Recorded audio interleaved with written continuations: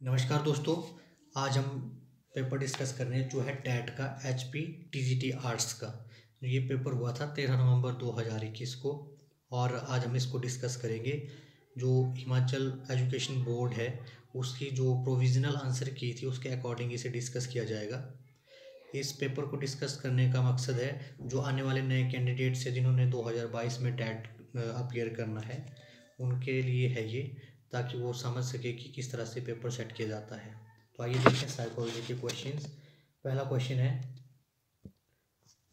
Information processing as basis of explanation of behaviour is in. तो इसका जो right answer होगा वो होगा option A cognitivism. Question number 2 है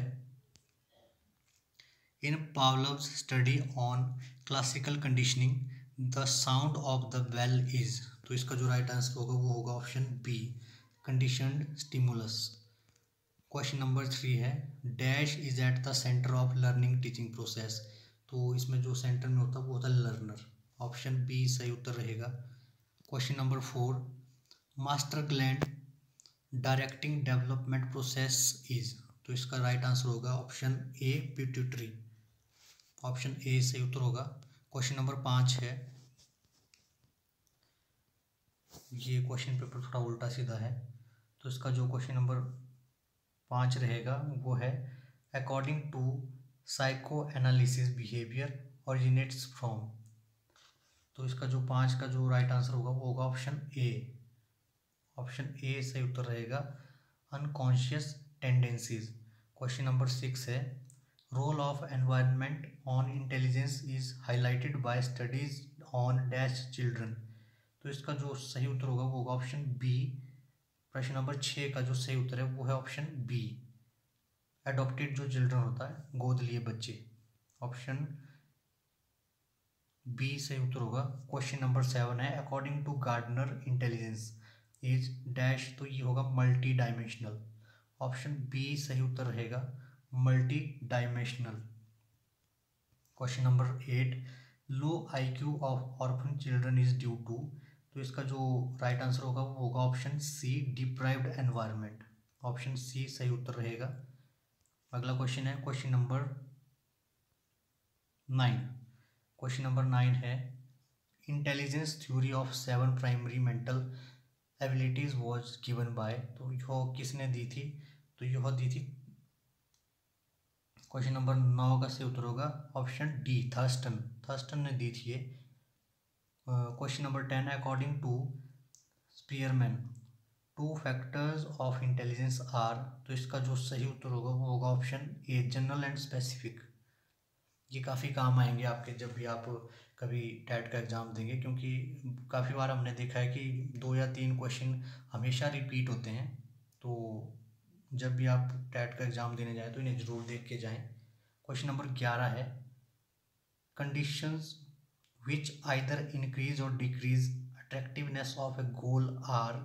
इसका जो राइट आंसर होगा वो होगा ऑप्शन डी इंसेंटिव।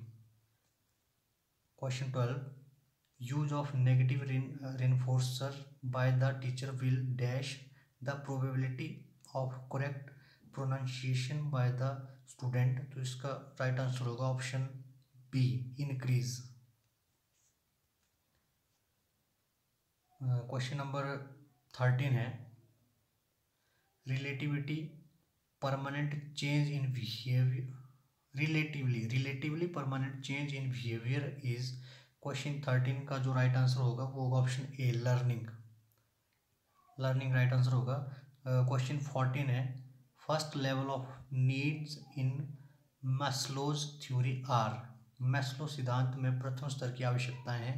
इसका जो राइट आंसर होगा वो होगा ऑप्शन सी बायोलॉजिकल जैविक आवश्यकताएं। Question 15 probability to do well in a specific area due to training is. प्रशिक्षण के द्वारा किसी क्षेत्र विशेष में अच्छा कर पाने की संभावना है। क्वेश्चन नंबर 15 का राइट आंसर होगा ऑप्शन ए एप्टीट्यूड। ये जो आंसर बताए जा रहे हैं ये अकॉर्डिंग टू प्रोविजनल आंसर की है जो एचपी एजुकेशन बोर्ड द्वारा रिलीज की गई थी। क्वेश्चन नंबर 16 है according to Gardner intelligence is of dash types. जो इंटेलिजेंस है वह 8 टाइप्स की बताई गई है गार्डनर द्वारा। अगला प्रश्न है क्वेश्चन नंबर 17, मानवतावाद बल देता है, ह्यूमनिज्म एम्फेसाइजेस। तो जो मानवतावाद है वो सेल्फ को एम्फेसाइज करता है। क्वेश्चन नंबर 17 का सी राइट आंसर रहेगा। अगला है Erikson's developmental task for adolescents is. Erikson का किशोरों के लिए विकासात्मक कार्य है, तो यह रहेगा identity formation. Option A is right answer, identity formation, पहचान निर्माण। Question 19, the interpretation of dreams was written by. तो यह जो बुक है द इंटरप्रिटेशन ऑफ ड्रीम्स, यह किसने लिखी थी? तो यह लिखी है फ्राइड, जिसको हम कहते हैं। ऑप्शन ए सही उत्तर होगा। दंड वो पुरस्कार पर आधारित कोहलवर्ग के नैतिक विकास का स्तर है। Kohlberg's level of moral development on the basis of punishment and rewards is.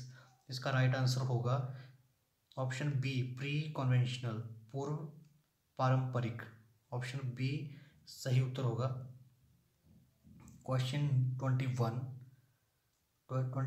जो क्वेश्चन है वह है intelligence is aggregate or global capacity of the individual to act purposefully, to think rationally and to deal effectively with the environment, whose statement is this.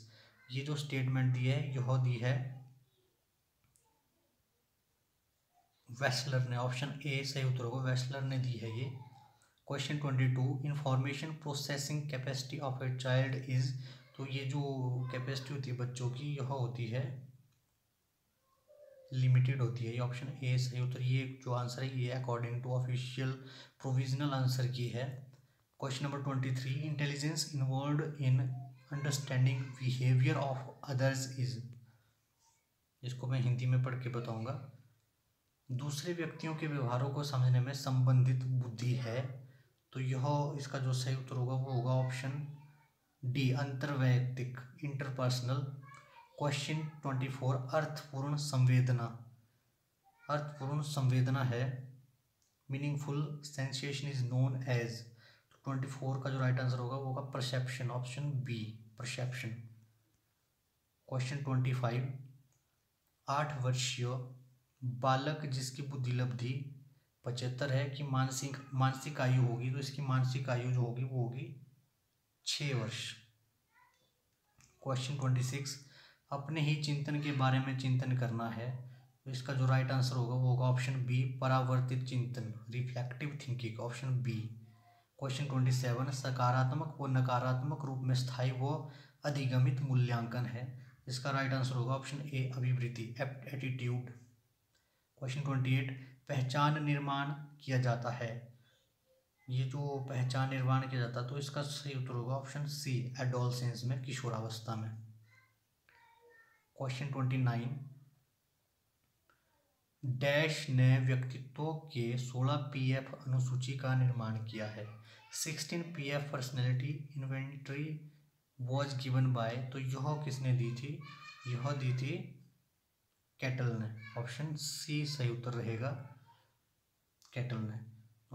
प्रश्न number 30 है, पूर्व पारंपरिक अवस्था में नैतिकता का निर्माण डैश के आधार पर किया जाता है, तो यह किया जाता है क्वेश्चन, इसका जो राइट आंसर होगा punishment and reward. Option B सही उत्तर होगा। तो ये थे हमारे साइकोलॉजी के कुछ प्रश्न जो टैट में पूछे गए थे, और अब जो हम करेंगे वो है इंग्लिश सेक्शन। इस वीडियो में हमारे साइकोलॉजी और इंग्लिश सेक्शन दोनों रहेंगे। तो देखते हैं इंग्लिश में क्या क्या आया था। तो जो क्वेश्चन 31 था, I have been in such a pickle dash I saw you last, इसका जो राइट आंसर होगा 31 का होगा ऑप्शन सी सिंस।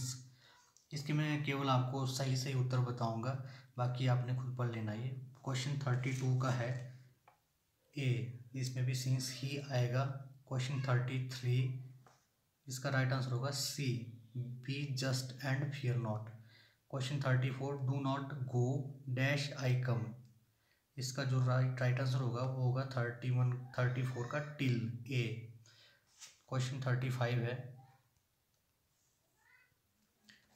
एज कनिंग एज, इसका जो राइट आंसर होगा option B fox. As gentle as lamb. Question 36 का डी राइट आंसर होगा। एज ब्लाइंड एज, इसका होगा option C bat. As faithful as, इसका राइट आंसर होगा डॉग। 38 का राइट आंसर होगा डॉग। क्वेश्चन 39 और 40 में क्या बोला है? Give one word for the following expression choosing from those given under each expression. मतलब जो ये आपके पास एक सेंटेंस दिया उसके लिए एक सिंगल वर्ड ढूंढना है। तो 39 का जो राइट आंसर होगा वो होगा option C philanthropist, lover of mankind. Question 40 life history of a man written by him, जो खुद ही लिखता है तो उसे कहते हैं ऑटोबायोग्राफी। क्वेश्चन 40 का बी राइट आंसर होगा। क्वेश्चन 41 और 42 में सेंटेंसेस दिए हैं, इनको हमने सीक्वेंस में जोड़ना है। 41 का जो है ये जो सेंटेंस दिए हैं आपके पास चार, इनको सीक्वेंस में जब हम जोड़ेंगे तो इसका जो राइट आंसर निकलेगा वो निकलेगा ऑप्शन सी 3 4 2 1। क्वेश्चन 42 भी ऐसा ही है, इसमें भी चार सेंटेंस दिए होंगे तो इनको भी हमने सीक्वेंस में जोड़ना है तो इसका जो राइट आंसर बनेगा वो बनेगा ऑप्शन डी 2 4 3 1। अगला जो 43 से लेकर 46 तक के क्वेश्चन है उसमें करेक्ट सिनोनिम ढूंढना है। शव का जो सिनोनिम होगा push, option B. Question 44 stagnant, stagnant का ऑप्शन जो राइट आंसर होगा वो होगा option A stationary. Question 45 muster, muster का जो राइट आंसर होगा वो होगा ऑप्शन ए कलेक्ट करना। और जो क्वेश्चन 46 है अपैथी, इसका राइट आंसर होगा indifference, option A. Question 47 masculine gender for duck is, इसका होगा ड्रैक, डक का ड्रैक होगा, ऑप्शन डी। और क्वेश्चन 48 का जो मस्कुलिन जेंडर होगा विक्सन का वो होगा fox, option C is right answer fox. इस तरह के आपको क्वेश्चन हमेशा मिलेंगे जो भी टेट का पेपर होगा, तो इसके लिए हमेशा आपको प्रिपेयर रहना पड़ेगा।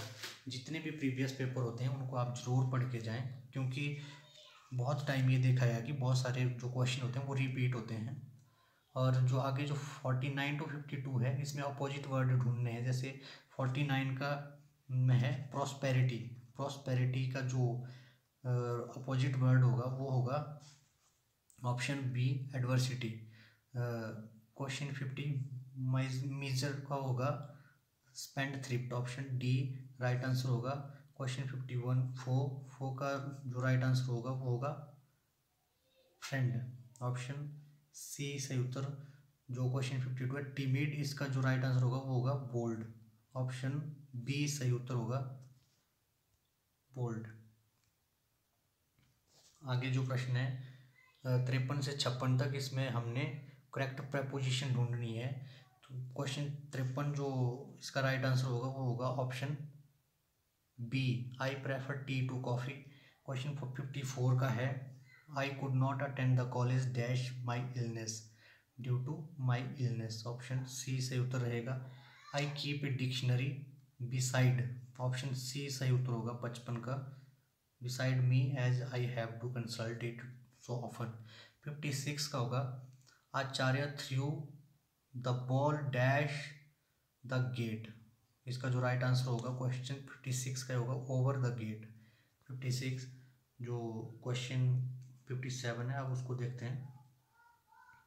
57 to 60 जो हमारे क्वेश्चन है वो रहेंगे इनडायरेक्ट स्पीच के।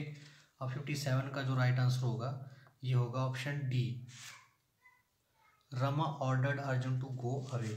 क्वेश्चन 58 का राइट आंसर होगा option B, he said that he had seen that man long before. Question 59 देखते हैं। जो क्वेश्चन 59 का जो राइट आंसर होगा वो होगा option C, he requested him to wait there till he returned. Question 60 का राइट आंसर होगा option B, he said that he did not wish to interrupt them. तो ये थे हमारे HP टैट के क्वेश्चन पेपर इंग्लिश और psychology के। बाकी जो SST के और जो जनरल अवेयरनेस के क्वेश्चन है वो अगली वीडियो में होंगे। तब तक के लिए थैंक यू सो मच।